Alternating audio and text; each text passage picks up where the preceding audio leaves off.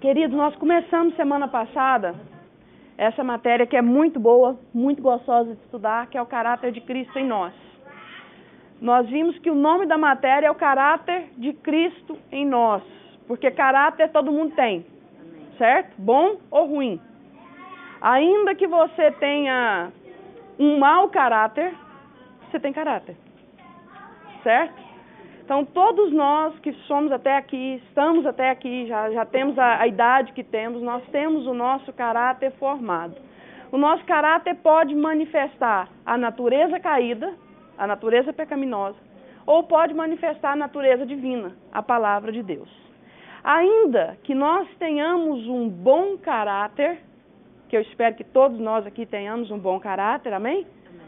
Ainda que nós tenhamos um bom caráter, a vontade de Deus para nós não é que nós tenhamos um bom caráter. A vontade de Deus para nós é que nós tenhamos o caráter de Cristo. Amém? Um bom caráter, qualquer pessoa lá fora pode ter. Qualquer pessoa que nunca conheceu Jesus pode ter um bom caráter. Um budista ficou feio, né? Um budista, um espírita, um macumbeiro pode ter um bom caráter. Qualquer pessoa pode ter um bom caráter. Não sei se vocês já falaram como eu. Tem hora que eu olho para uma pessoa e falo assim, nossa, muito melhor que muito crente. Não é? A gente olha para o caráter da pessoa e fala assim, não, melhor que muito crente que eu conheço. Só falta Jesus, ou seja, falta tudo, né? Mas a gente, com a nossa humanidade, olha e fala, nossa, só falta Jesus. Falta tudo, porque vai morrer bonzinho e vai para o inferno, porque não tem Jesus. Então, a intenção de Deus é que nós tenhamos o caráter de Cristo. Se você for pensar a vida cristã, fala tanta coisa. Não pode fazer isso, não pode fazer aquilo. Tem que ser assim, tem que fazer assim, tem que fazer desse jeito. Esquece isso tudo. Vida cristã não é um conjunto de regras. Eu sei que todos nós queremos agradar a Deus. E todos nós falamos assim, eu quero ser uma pessoa que agrada a Deus. Eu quero ser um bom cristão. E nós começamos o que eu tenho que fazer? Nós começamos assim, ou seja, nós começamos da forma errada. Porque a vida cristã não é um conjunto de regras. Você vive um conjunto de regras até você encontrar com Cristo. Quando você encontra com Cristo, a lei caiu. Você não vive mais pelo que é certo ou errado, ou pelo que você deve ou que você não deve fazer. Você vive por Cristo em vós, a esperança da glória. Amém? Então, o resumo da vida cristã é Cristo em mim. Cristo em mim. O que eu devo fazer? O que Jesus faria? É o que você deve fazer. Então, não precisa mais, naquele momento assim, eu estou no momento agora de decisão. Deixa eu achar um versículo na Bíblia que fala o que eu devo fazer. Não consigo achar. Já passei de Gênesis. Eu estou em Obadias, Jeremias. Não consigo achar o que eu tenho que fazer. É simples. Não estou falando para você colocar a Bíblia de lado, de forma alguma. Essa aqui é a nossa regra de vida, é a nossa regra de fé. Amém?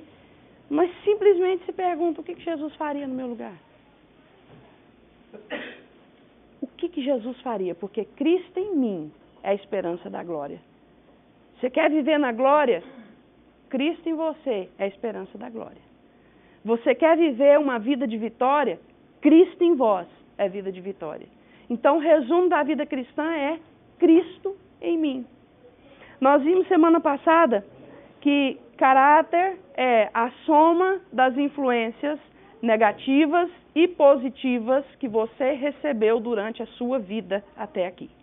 A soma de tudo isso formou o seu caráter. Não tem como esconder, não tem como correr. Já viu aquele negócio que o povo fala assim, nossa, tal pai, tal filho, às vezes por bom, às vezes por ruim. Nossa, ela é igualzinha a mãe dela. Por quê? Porque você adquire o seu caráter por, primeiro, identificação. Você se identifica com alguém. Eu gosto muito de ler livro. Se eu estiver falando muito rápido, vocês falam que eu vou dar uma... É que eu tenho muita coisa para falar hoje, então eu vou acelerando. Quando eu vejo, já estou igual... Ok. Respirando. Eu gosto muito de ler livros sobre serial killer, quando eu tenho tempo. Eu tenho, a minha leitura de prazer, que eu falo assim, nossa, eu quero ler isso aqui. E uma das coisas que você observa em serial killer é identificação. Você já leu muito sobre isso também, né, para a sua escola. Identificação. Um serial killer, ele identifica o outro no meio de multidão com milhões de pessoas. Ele tem aquela identificação. Ele sabe assim, a pessoa gosta do que eu gosto. É o processo de identificação. Hã? Exatamente. Geralmente, quando a pessoa gosta de quebrar regra, ela atrai um igual, né? Então, o primeiro processo do seu caráter é identificação. Você reconhece no outro algo que tem em você ou que você gosta. Segunda coisa é imitação. Você já reparou que filho imita o pai, às vezes nas coisas mais bobas? Já reparou? Criancinha imitando você? A pastora conta que um dos filhos dela via ela desfilar, começou a colocar salto dentro de casa e desfilar também. Ela disse que pegou um cinto, deu umas cintadinhas e falou, ó, você é homem e homem não desfila de salto. Acabou, nunca mais. Por quê? Porque estava num processo de imitação. Se a mãe acha bonitinho, tinha dado, né, porqueira quando crescesse. Mas não, a mãe ensinou. E a terceira coisa é punição. É quando você mostra que tem algo errado ou você sofre uma punição, seu caráter é formado naquela área. Se não tiver a punição, dificilmente o caráter vai ser formado de acordo com o que tem que ser formado. Amém? Quando a gente for estudar guerra espiritual, nós vamos ver que nem sempre punição dá certo. Mas faz parte do processo e é importante. Amém? Então, nós vimos que o seu caráter é formado através de identificação, que mais? Imitação e punição. O seu caráter é expressado através de 3 coisas. Primeiro, a sua forma de pensar. Forma de pensar. A forma de pensar é tudo aquilo que você acha certo ou tudo aquilo que você acha errado. É o seu padrão moral. Toda vez que você normaliza um comportamento errado, como sendo certo, a sua forma de pensar está expressando um mau caráter. Porque você pensa que algo que é errado, você taxou como certo dentro de você. Então aquilo foi imprimido dentro do seu caráter como um defeito de caráter. Certo? Ok? Se você tem um padrão moral baixo, eu fico preocupada, não sei se vocês acompanham, mas no Brasil, o padrão moral brasileiro está cada vez mais baixo. Vocês têm notado isso? Eu tenho uma colega, hoje colega, né? Antes era minha amiga, hoje é colega, que em 1993, 92, 93, quando... Vocês lembram no grupo El Chan? Eu acho que todo mundo aqui com acima de 20 lembra, né? Acima de 20? Pois é. Aquele pessoal, eles lançaram músicas no Brasil com conteúdo bem sexual, com conteúdo voltado para pornografia. Só que era disfarçada, era uma dança alegre. Foi quando a música baiana explodiu, né? Eu não sei, eu não consigo exatamente, segura o tchan, eu não sei o que é pior, né? Se é o... Não, acho que o funk de hoje em dia é muito pior, né? Consegue ser pior. Aquilo lá foi só o que abriu, né? É. Mas ela lançou um projeto muito interessante. Vocês sabem que todo mundo na faculdade tem que fazer uma tese, não foi? E ela lançou a tese seguinte, As Mães Solteiras de Amanhã. E ela fez um cálculo das meninas de 3 anos de idade que estavam dançando na boquinha da garrafa. E os pais, ai que bonitinho, olha como ela desce, olha como ela sobe, olha que bonitinho, como ela sabe rebolar. E os babacas dos pais achando bonitinho, ou seja, o padrão moral caindo, porque a criança não sabia o que estava fazendo, mas o pai sabia, a mãe sabia. Onde é que aquilo ia dar? Certo? E ela fez esse projeto e ela falou assim, na tese dela, ela falou assim, eu não lembro exatamente a data, mas ela falou assim, são as mães solteiras da próxima geração do ano, vamos supor que ela falou 2003. Elas são as mães solteiras de 2003. Em 2003, ela já tinha feito doutorado, ela refez a pesquisa dela. E ela confirmou com dados do governo aquilo que ela tinha dito que ia acontecer em 93. Por quê? Porque foi normalizado um comportamento na nossa nação.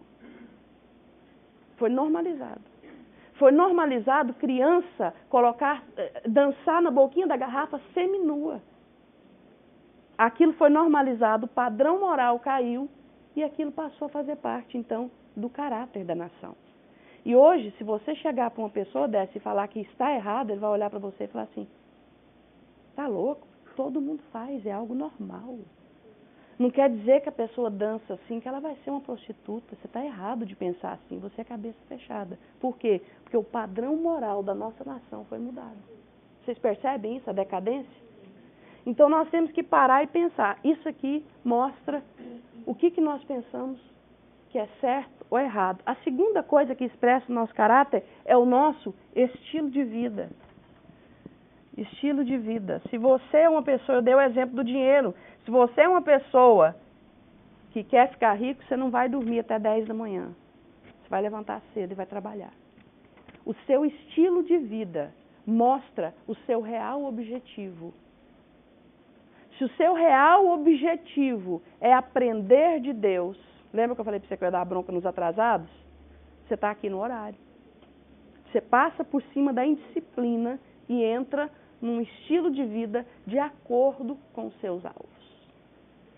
Se o seu estilo de vida, se o seu alvo é agradar a Deus, é ser um crente de verdade, o seu estilo de vida vai incluir leitura da palavra e oração. Os seus hábitos e costumes vão incluir aquilo que o seu objetivo pede. O meu objetivo pede que eu seja um crente de verdade. Então, o meu estilo de vida vai estar de acordo com esse objetivo. Amém? Os nossos hábitos e costumes contam quem nós somos. Por muito tempo, a pastora falava assim para mim, você precisa levantar mais cedo. Eu falava, gente, eu pego no trabalho às 9, por que eu tenho que levantar às 6, às 7? Se eu levantar às 8h30, eu consigo tomar um banho, comer e estar lá. Só que não compatia, não entrava em compatibilidade com aquilo que eu queria, com os meus alvos, com o meu objetivo. Hoje eu levanto mais cedo. Outro dia a Márcia falou assim, você levanta essa hora? Eu falei, senão não dou conta de fazer o que eu preciso. Por quê? Porque tem que estar em sintonia com aquilo que você quer. E deixa eu te falar uma coisa. Costume é algo que você faz porque você quer fazer. Você se acostuma e você quer fazer. Você levanta, você tem o costume de tomar seu café às 9 horas da manhã. Então você levanta e faz aquilo todo dia. É um costume seu. Costume, você pensa para fazer. Hábito, se você fizer sempre, torna-se um hábito. Quando tornar um hábito, ele vai ser, como é que fala? Automático. Você não vai precisar falar assim, nossa, eu preciso orar. Esqueci de orar. Não, vai ser um hábito. Vai ser algo que você faz naturalmente. Flui de você naturalmente. Ok? Joyce Meyer tem um livro que fala assim, que tudo que você faz por 21 dias se torna hábito. Eu já testei com algumas coisas e é verdade. Pastor Nicolau falou para mim uma vez assim, se você tomar o hábito de tomar o seu café sem açúcar por 21 dias, você vai normalizar isso. E eu pensei, isso é impossível, porque o meu café era com muito açúcar. Eu amo café e gosto de café com muito açúcar, gostava. Aceitei o desafio do pastor Nicolau. Hoje eu não consigo tomar o meu café com açúcar. Glória a Deus. Glória a Deus, não é bom? E hoje realmente eu sinto o gosto real do café. Então tudo que você colocar como um hábito e for como costume e insistir, pode se tornar um hábito e um hábito bom. Amém? E conduta é o terceiro expressão do seu caráter. E a conduta é o conjunto disso aqui tudo. Nada disso aqui pode ser analisado separadamente. Ok? Abra sua Bíblia em Romanos 8, 29.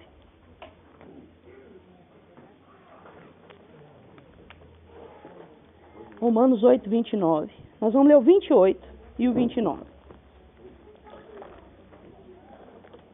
Paz, Ana, paz, João.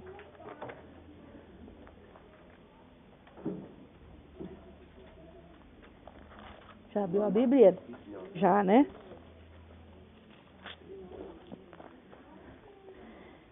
Diz assim, portanto, aos que de antemão conheceu... Vamos ler o 28 também.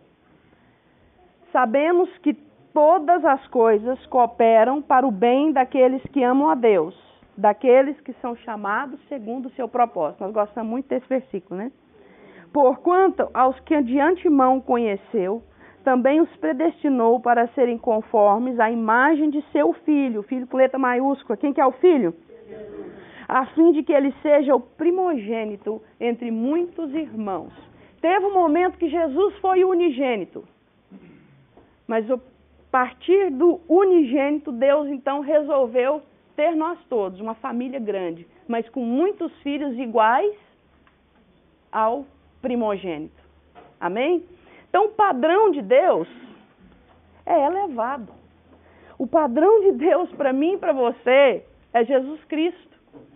Gente, Deus podia ter pegado um homem muito bom, Deus podia ter pegado, sei lá, Hudson Taylor, que mais? O apóstolo Paulo, Moisés, Davi, um homem segundo o coração de Deus. Não, Deus colocou o padrão de Jesus Cristo, o Filho dele.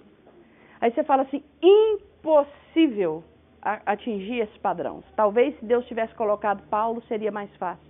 Não, se Deus tivesse colocado Paulo, talvez seria impossível. Mas como ele colocou Jesus, mudou a nossa natureza. Nós morremos com Cristo, amém? Nós nascemos de novo e nós temos dentro de nós o Espírito de Deus. Então Deus tornou isso possível. Amém? Antes era impossível, mas quando você passa pelo novo nascimento, é possível. Por isso que nós não podemos viver por um conjunto de regras. O conjunto de regras tem um momento que ele não vai funcionar. A pessoa lá fora, você pode dar as regras e ela é um bom caráter, ela vai seguir, mas tem um momento que ela vai expressar a natureza caída. Por isso que nós temos que expressar Cristo. Porque nós fomos feitos divinos pelo Senhor. Amém? Nós tivemos a natureza trocada. Você fala assim, nossa, eu fui feito divino, agora você apelou. Nós temos a natureza trocada. Nós temos em nós a mesma natureza com a qual Deus vive. Amém? Então ele fala nesse versículo o seguinte, todas as coisas, todas, pensa na pior coisa que te aconteceu ou está te acontecendo. Você pensou assim, eu casei com essa pessoa. Você está errada, hein? Kevin ainda não casou, né? Eu vou casar, my God. Vai casar bem, Kevin. Menino de sorte. Ontem eu já peguei ele. Ontem ele deixou a menina molhar, gente. Com a sombrinha dentro do carro. Esqueceu a sombrinha. E ele falou assim, eu tinha uma sombrinha dentro do carro, é que eu esqueci. Achei bonitinho demais.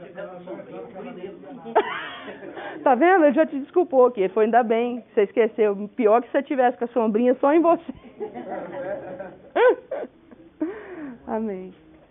Então, o Kevin ontem é brincadeira, é que eu gosto de pegar no pé dele. Eu acho ele um menino bonito e com um futuro brilhante pela frente. Então, eu gosto de pegar um assim e falar assim, esse aqui... Ah, eu tô falando com o Kevin, viu? A outra ali tá inchando. Então, pensa aí na melhor coisa que já te aconteceu e na pior coisa que já te aconteceu. Esse versículo que nós acabamos de ler diz assim, todas as coisas cooperam para o bem daqueles que amam a Deus, ok? E aí tem a continuação, daqueles que foram chamados segundo o seu propósito. E o versículo dá a continuação, porquanto os que de antemão escolheu, a esses predestinou para serem o quê? Conformes à imagem do seu filho. Para que ele seja apenas o primogênito e não mais o unigênito. O primogênito entre muitos irmãos. Então, Deus nos predestinou para sermos conformados, colocados na forma. E qual é a forma? Jesus. E qual é o formato de Jesus? Alguém sabe o formato de Jesus qual é?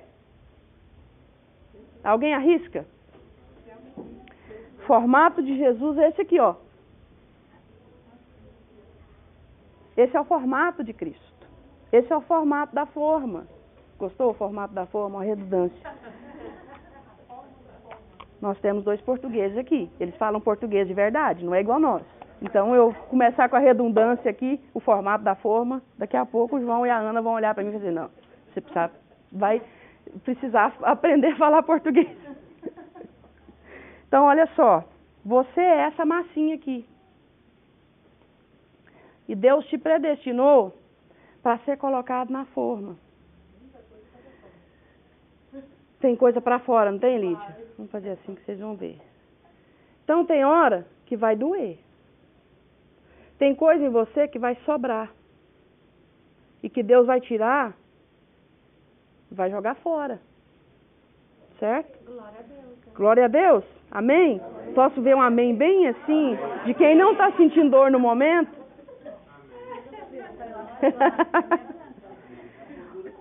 Ó, a Ieda disse que a minha massinha é mais branca. Eu não vou nem te dar a resposta agora. Você estava com as duas pernas engessadas semana passada. Mandou uma foto para mim. Então, essa é a vontade de Deus para a sua vida e para a minha. Sobrou um tantão, né? Isso aqui são os tratamentos. São as coisas que cooperam para o nosso bem. Coisas que aconteceram conosco que você olha e fala assim, por que, Deus, que isso aconteceu comigo? É só essa cena aqui, ó. Você entrando na forma que Deus quer para você e Deus tirando o que está sobrando. E Deus amassando. Até a parte que entrou assim de boa, ó, foi amassada. Foi pressionada. Não é verdade? Então essa é a vontade de Deus para as nossas vidas. Esse é o padrão. Essa é a forma. A forma de Cristo é o formato da cruz. Amém? Esse é o formato de Cristo e esse é o nosso formato. Só que nós somos criaturas disformes. Porque nós somos desformados pelo pecado. Nós fomos desformados por um aprendizado errado, por identificação errada, por imitação errada e por muitas vezes por punição errada. Quantos de nós já fomos punidos sem motivo ou não fomos punidos na hora certa? Então Deus tem esse trabalho de nos colocar na forma de Cristo através de circunstâncias.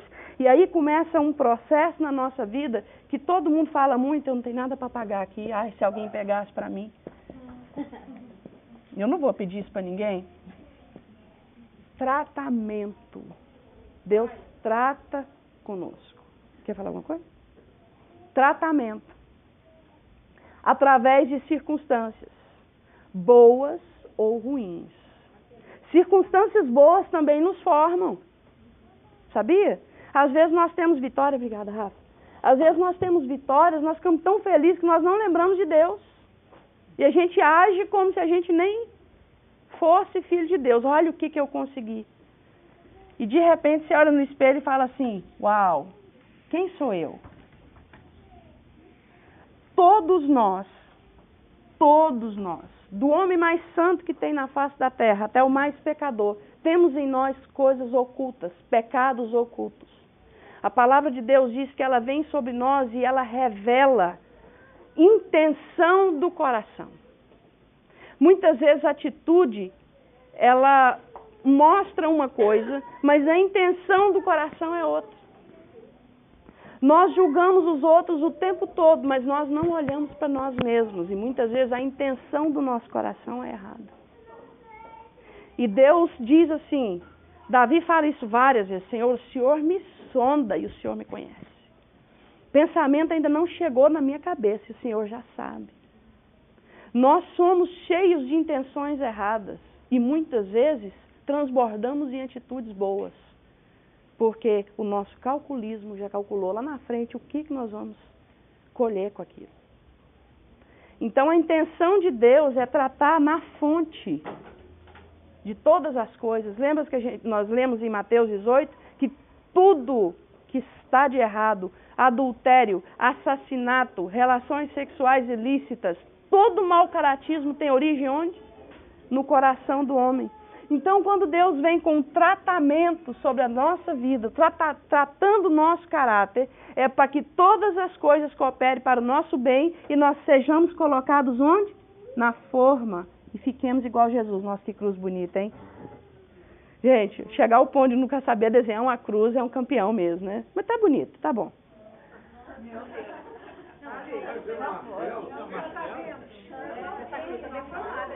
Aí, ó, dá mais fácil isso aí. Ó. Vou até apagar isso aqui para vocês não assimilarem isso aqui. Okay. Então, queridos, essa é a forma, esse é o padrão. E Deus vai criar circunstâncias. Vocês lembram o texto que o Bispo Neto leu semana passada para nós? A disciplina na hora, ela dói. A gente fica com raiva. Quantos já não sentiram raiva do pai e da mãe na hora que apanhou? Eu já desejei a morte deles várias vezes. Várias vezes. Falei, não, nem tanto, eu revelo mesmo. Vai morrer. Vai cair uma folha de pé de manga na cabeça dela, vai furar e vai morrer. Mas já pensei nas 1001 maneiras da pessoa morrer na hora que apanhava. Mas depois aquilo produz fruto de justiça, igualmente com Deus. Às vezes Deus faz algo conosco que a gente fala assim, por que Deus? E Deus está falando assim, ô Pedro Bó, lá na frente você vai ver por quê. Lá na frente você vai entender por quê. Porque você está sendo conformado na forma de Cristo, né? Mas você acha que às vezes Deus não fala isso com a gente? Às vezes Deus dá um tapa na cabeça, a gente fala, menino bobo, já falei tantas vezes, mas não ouve de jeito nenhum. Tem que fazer de novo, de novo, de novo. Então, quando começa um processo de tratamento na nossa vida, começa um trabalho de comum acordo. Deus não nos usa como marionete. Deus age nas nossas vidas e nós agimos em direção a Deus. É um trabalho mútuo. Por isso que é Deus que opera em nós tanto querer quanto realizar. Deus coloca em nós o desejo de agradá-lo. Amém?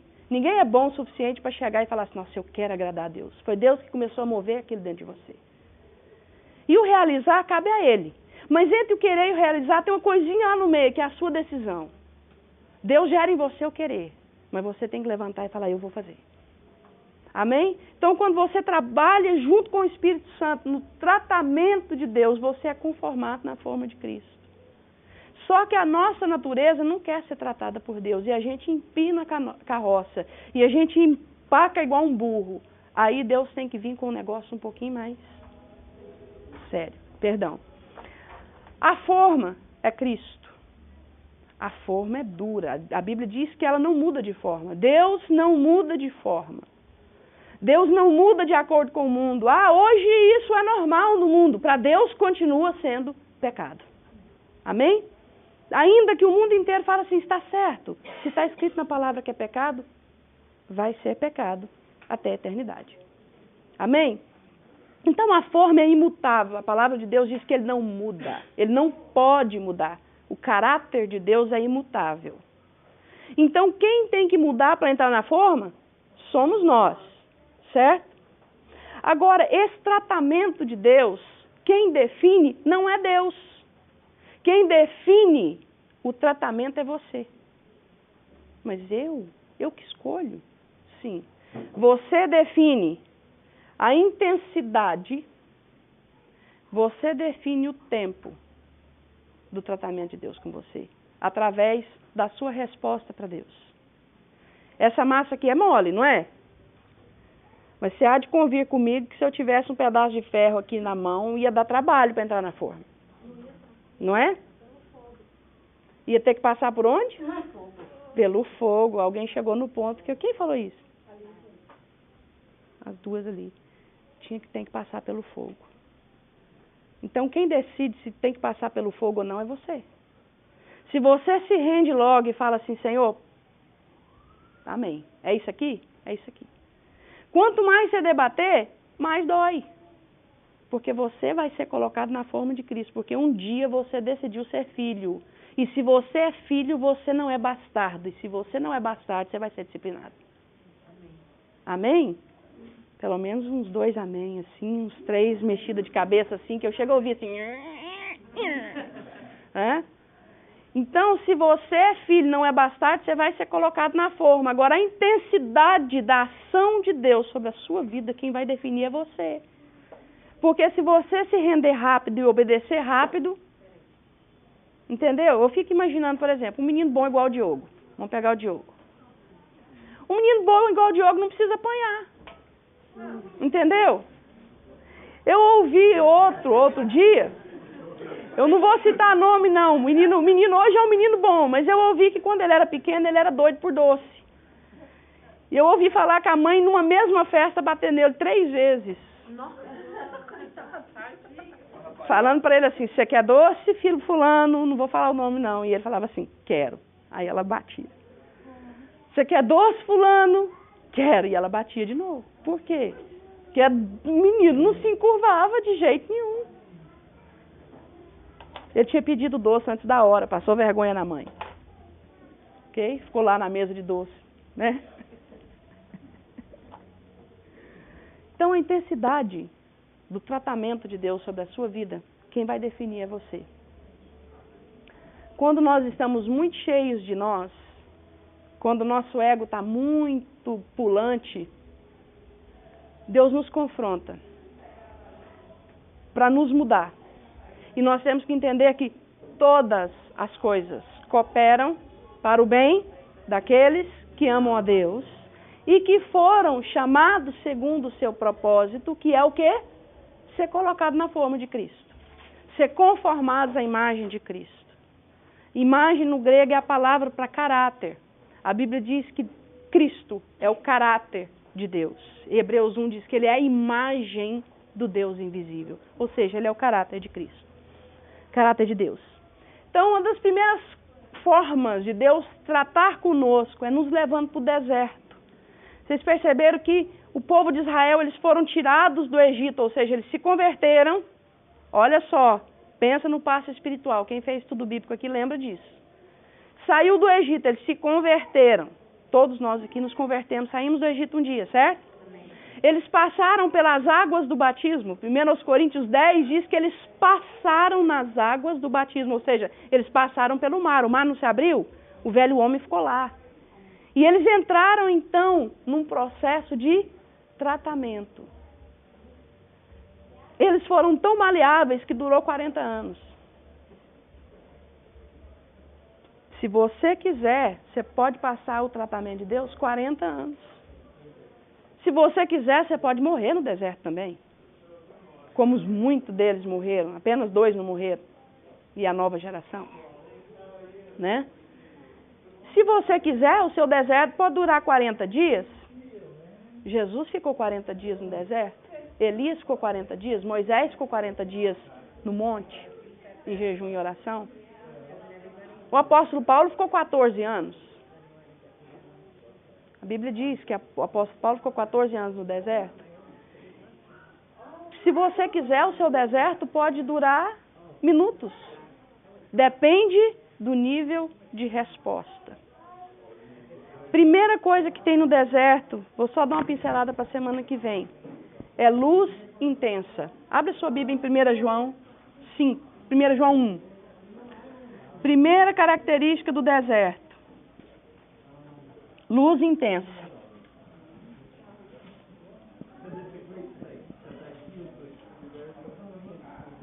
Tem um texto em Romanos, deixa só a Bíblia aberta em João.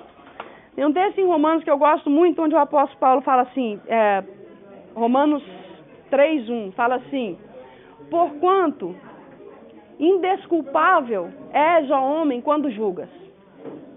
Quem quer que sejas. Não interessa se você é santo, se você é pecador. Você julgou, você está errado. Porque naquilo que você julga, você pratica às escondidas. Forte, né? Paulo afirmar que aquilo que a gente julga, a gente pratica às escondidas.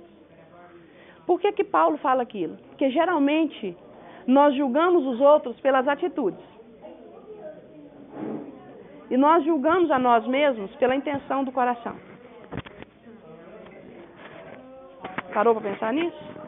Nossa, a Romilda não podia ter feito isso, coisa feia. Aí no outro dia você faz também, você fala, mas eu não tive a intenção de fazer. Você não sabe se ela também não teve, mas você julgou ela pela atitude. Então Paulo fala isso. Nesse versículo de 1 João, vocês já abriram? Alguém lê para mim, por favor. Lê alto, porque já saíram o culto lá. 1 João 1, 5 a 7.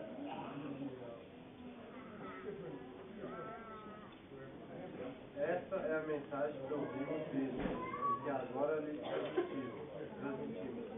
Deus é luz, e nele não há escuridão alguma. Portanto, se afirmamos que temos comunhão com ele, mas vivemos na escuridão, mentimos e não praticamos a verdade. Mas se vivemos na luz, com Deus, estamos na luz. Temos comunhão uns com os outros, e o sangue de Jesus Cristo, seu Filho, nos purifica de todo pecado. Aleluia. Esse texto fala que se a gente está na luz, nós temos que andar na luz. Há muita coisa oculta em nós. Há coisas em nós, em nosso coração, que nem mesmo nós sabemos conscientemente que é pecado. Nós temos tanto medo daquilo ser exposto que nós escondemos até de nós mesmos. Mas quando nós chegamos no deserto, Deus nos leva para o deserto e bate uma luz intensa sobre nós. E nessa luz de Deus, nós passamos a ver coisas em nós que nem a gente acredita. Desejo de matar, desejo de vingança, amor ao dinheiro. Quando fala que a gente deixa alguém de lado, desprezo pelo próximo, indiferença. São coisas que nós convivemos dentro de nós que a gente nem percebe que a gente tem. Que a gente nem percebe que o Espírito Santo de Deus está ardendo dentro de nós para que aquela área seja mudada. Então, muitas vezes no deserto, a primeira coisa que Deus faz conosco é jogar uma luz intensa em cima de nós e nos expor. A Bíblia diz em Deuteronômio 8, Deus fala assim, olha, eu levei vocês para o deserto para mostrar para vocês o que tinha no seu coração. E às vezes Deus faz nos passar por situações que nos mostram o que nós temos dentro de nós.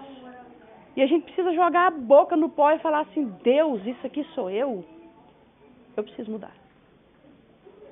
Então aquela situação horrível de deserto cooperou para o nosso bem. Amém? Nós vamos falar mais sobre isso semana que vem, eu vou deixar só a primeira. Deserto é lugar de luz intensa. Então se você está sendo exposto, olha o lado bom disso. Você vai sair mais parecido com Jesus. Amém, queridos? Amém?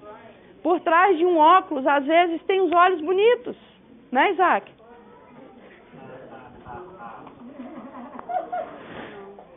Deus vai expor. Queridos, vamos orar?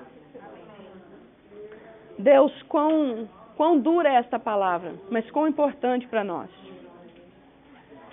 Senhor, nós queremos ser conformados à imagem de Cristo. Nós sabemos que Cristo é a forma, a cruz é o formato. E nós queremos ter vida de cruz porque nós queremos ser parecidos com Jesus. Nós queremos que o seu propósito eterno, que é ter muitos filhos parecidos com Jesus, se cumpra em nós. Nós queremos sentar à tua mesa, Deus, e ouvir do Senhor, filhos benditos do meu Pai, servo bom e fiel, continuação da minha família, filhos que se parecem comigo. Nós queremos ouvir isso do Senhor um dia. Ainda, Senhor, que o processo seja processo de dor, porque nós sabemos que o teu Espírito marca-nos, mas nos consola. Nós sabemos disso. Nós te louvamos e te agradecemos e que essa palavra seja impressa no nosso coração, em nome de Jesus. Amém.